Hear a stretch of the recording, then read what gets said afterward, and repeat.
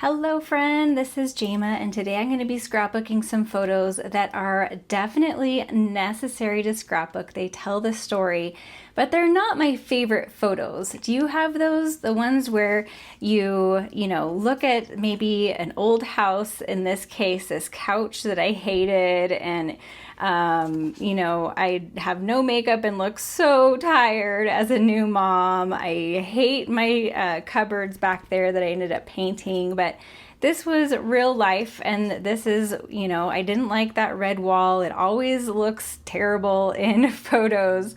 But as part of the story, these are photos from when my daughter was, I think she was 3 weeks old here, and my in-laws came out to visit and meet her for the first time. I'm also filling in some gaps in my scrapbook, so I wanted to show you what that looks like. This is my daughter's baby book. So this is 2013, from when she was born in the end of August to the end of 2013. So it's quite full just for a handful of months.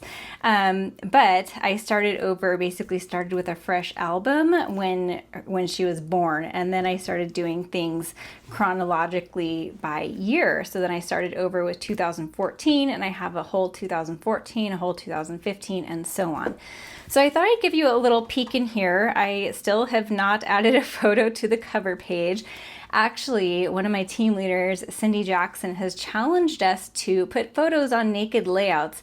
And I do not have very many naked layouts without photos. But as I was going through this album, I was like, you know what? There's my naked layout. So Cindy, I will add a photo to this real soon. So anyways, this is, I've got a lot of pages in here, and when you're scrapbooking baby albums, so some of this I did back when, when she was still a baby. I did a lot of pocket scrapbooking when she was a baby because that was, faster for when I had an infant. And then there's a long gap and it took me a while to come back. So I've got a lot of pocket pages mixed in with a 12 by 12 traditional page every so often. And I've been asked before, actually, sorry, this is kind of out of frame. I've been asked before, what do you do when you're using a pocket page and you don't necessarily have photos to go on the back of the pocket page? And so like right here, you can see I've got an empty page because I've got a 12 by 12 layout here. I still need to find photos to go on this page. Or another alternative idea that I got from Chelsea for a Smarty is to use one of your really beautiful decorative designer papers, patterned papers, and put it in there. You know, that one that you just can't bear to cut? That's a great use to do a filler page when maybe you don't have photos to go in between, but you want to have that mix of pocket pages and 12 by 12 pages like I do. So we're going to skip ahead. I've got the 12 by 12 here and the pocket pages here. One thing I realized as I was doing pocket pages is that once I decided to stick to one style of pocket page, so I ended up always sticking with this style. I didn't do that in the beginning. As you can see, this one is different. But I realized really quickly that if I knew I had to stick to this style, then all of my portrait orientations are going to be 3 by 4, and all of my landscape orientations are going to be 4 by 6. So then that made it a little bit easier to kind of plan for a page. I don't do a lot of pocket scrapbooking anymore, but it definitely was a great way to get some scrapbooking done when I was so exhausted and busy with an infant. So here is another one. I love this. I went through a phase where I rounded the corners of all of my photos when I did a pocket page because close to my heart's pocket cards used to have a rounded corner. And now I really don't like it. I do not like the rounded corners. I'm not going to go back and change it. I really love this spread. This is one of the few times where I was able to use purple in my scrapbooking because I never have purple in my photos, but this one I did. I had these gorgeous hydrangeas. I think I talked about these when that Lovely Garden paper pack and Stampin' Die set came out. I said I used to have amazing hydrangeas when I lived in Oregon, and these are those. pose. And so we did a little photo shoot with her in the backyard, and then I had purple sheets on one of our beds, and I got a picture there. So it was great. I could use purple pocket cards. I was so happy. I'm sure, oh, well, and here too, we had, I just took from this blanket right here that was purple. That's really the only thing that was purple in these photos, but it worked. So my moral of the story is I need more purple photos. I think I have some more photos with the hydrangeas I can show you. So more pocket pages, again, different configurations. This is the one I ended up liking the best and having the most luck with. So Stampin' Up! Doesn't have pocket pages like this close to my heart. I used to carry them. I think you can get them like from scrapbook.com. And other places sell them. So then we went from pocket pages to a 12 by 12. So you just kind of have to think ahead. So if I did a pocket page here, I knew that I had to have all landscape 4 by 6s on the back of that one. And then we went to a 12 by 12 and to a 12 by 12 and then back to pocket scrapbooking. So yeah. So here's where I have to fill in. I've got a pocket page of when my mother and father-in-law came to visit, a few pictures there, but I have 5 more photos, and they're all portrait orientation. They're all, 4 by 6s, because I used to go ahead and have all of my photos printed in bulk and, ordered them and have them delivered to me. This was before I printed at home. So what I'm thinking is on this page, because I've got a lot of pages now filled, and I don't have a ton of gaps, but I have this one, and so I want to keep this really simple. And then also to kind of mimic this pocket page look over here, and then this is going to be a traditional 12 by 12, I'm going to give it kind of a pocket page look. So let's go ahead and I'm going to put this away, and we'll go ahead and do the easiest page ever probably with these photos. I found another spread before I put this away that has the hydrangeas, and hopefully I can get rid of some of this glare for you. But this has the hydrangeas. This is another one of my very favorite pocket page spreads. You can see the hydrangeas in some of these photos here. There's not a lot of them blooming. This was September, so either they were winding down or I don't remember, but there were 3 really big ones. So this is just one, and then there's another one here and here back on our patio. You can see it's as tall as I was. They were really, really beautiful, mature hydrangea bushes, and I really miss them. I can't grow them here. I've had a hard time. So anyways, wanted to show that to you. So now let's get to the easiest layout ever. All right, I'm gonna bring in my mat so that I stay in frame for you here. And let's bring in the photos. So these are true 4 by 6s. So I think I want to cut them down by 1/4 of an inch so that I have 1/8 of an inch white border all around them, because these photos didn't have any editing done to them. They're really dark, so I really want to brighten them up and have that white border around them. So this is going to be kind of like a faux pocket page. But I should have pointed out, but in my album, the pocket pages are just clear between the pockets, so you can kind of see the colors on the other side of that page, especially if you're flipping between different styles of pocket pages or 12 by 12s and pocket pages. You can kind of see through, and it's a little bit distracting as I was looking through the album. So anyways, I'm just going to arrange these. When she's pointing this way, I want her on this side of the page. I think I want the blue up top. I really like this one. I like the lighting. It's outside. I like the colors and all that. I don't like this one as much because of the red wall. So maybe I'll do this. Try to spread the colors out a little bit. So I'm gonna go ahead and trim all of these down by 1/4 of an inch. So this one, let's see, I think I'll cut a little bit off the bottom because his arm. So this would be 1/4 of an inch right there. That looks good. And I've got a little room here, so I'll trim this down. like that. So I'll just go ahead and do that process to all of these and trim. Like for this side, I'll trim on here because I don't want to cut off the baby's head. I'd rather trim off some of my mother-in-law's hair and shoulder. And then here, same thing. I'll trim off a little bit from this side and probably the bottom and this side so we don't lose her cute little fist here.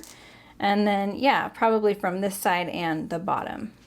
Okay, so I've got them lined up. I really like the white margins in between.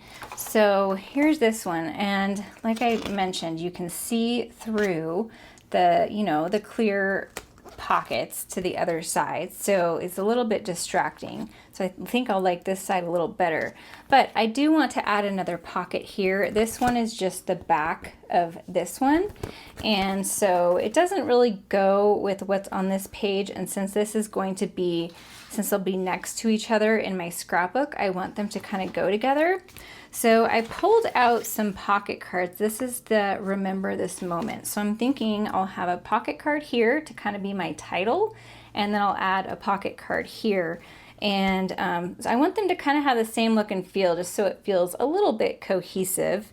So this, I like this Remember This Moment. That could be one that's here.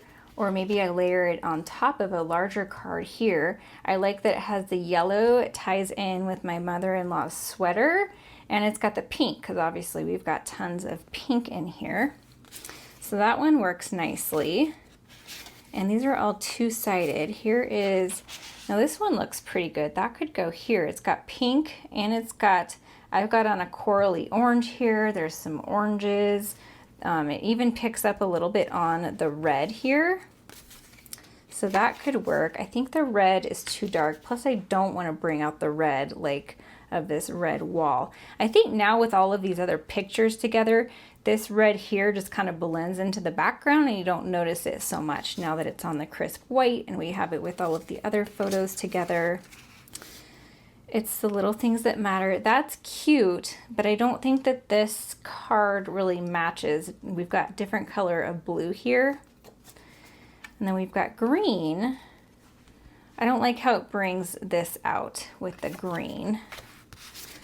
Okay, so we've got this one that is a little bit reminiscent of this card here. It gives us some journaling spots, but I don't know that we're going to need that because I've got another, I think I have another spread of them visiting.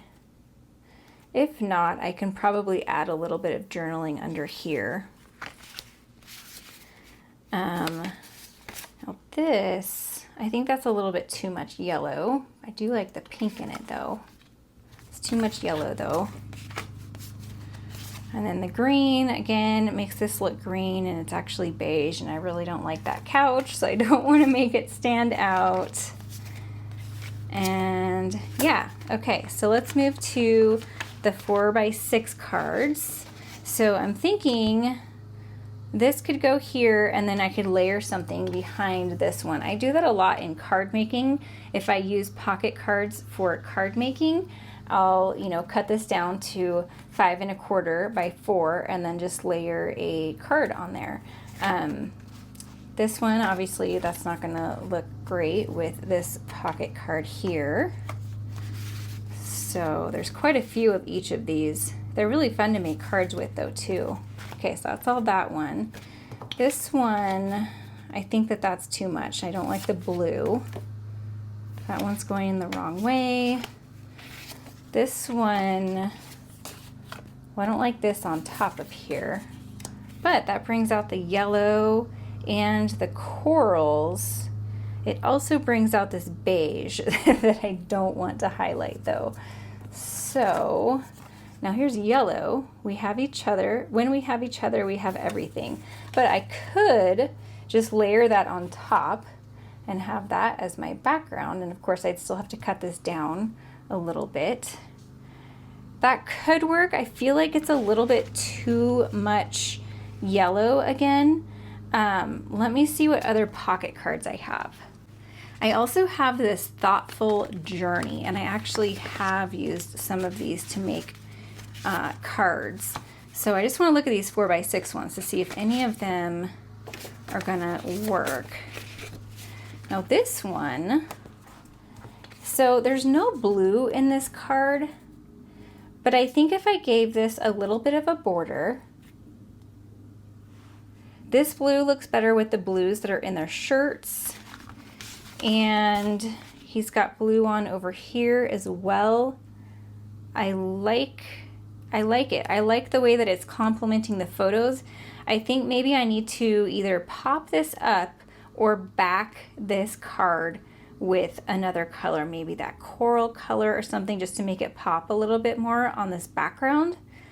But I think I'm liking that one. So this was Thoughtful Journey. This actually has a 6x6 paper pad that matches it too, but the pocket cards, I actually made some greeting cards out of this, and it was beautiful. They're really, really pretty cards.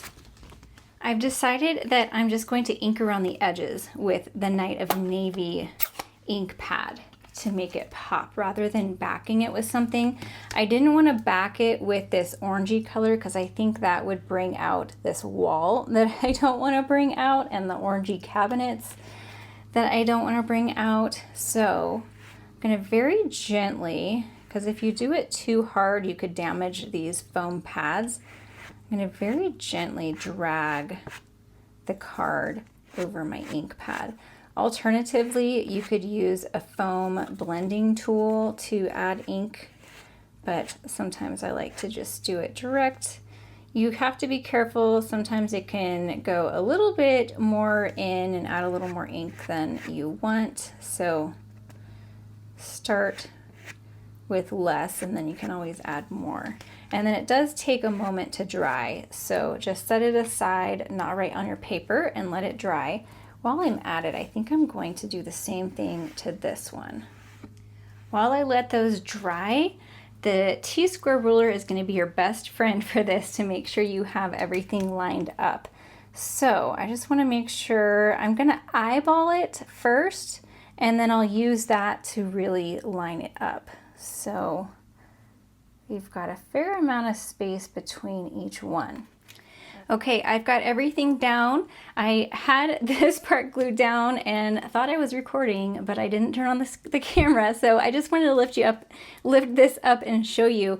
I just used 3 layers of scrap paper to back this to give it a little bit of dimension. There's my little sailboat from my last layout, so if you missed that, the sailing sunset cruise along the NaPali coast, that one was super fun. So I didn't want to do foam tape, just use scraps that you have on your desk. And I'm gonna put that just a little bit above center because I want to leave myself just a couple of lines for journaling. I decided I do want to add a couple of lines on here.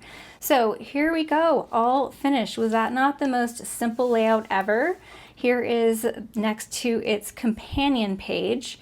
Both super, super simple. So if you have those layouts that you need to do that you're like, oh, I just don't have the energy for this, or I don't know what to do with these photos, or you know, you printed a whole bunch of 4x6s and now you don't know how to fit them on your page like I did here, then you have permission to keep it super, super simple. If you guys know my channel, I like to do a lot of embellishing, and this is not my typical style, but sometimes you just have to go back to the basics and keep it simple. And you know, this is still, the focus is on the photos. I really like how clean it is, and definitely tells the story. So if you enjoyed this, make sure that you give it a like. And if you'd like to see some of my other layouts, there's a video on screen that YouTube thinks you'll enjoy. So go ahead and click that, and I'll see you over there. Bye.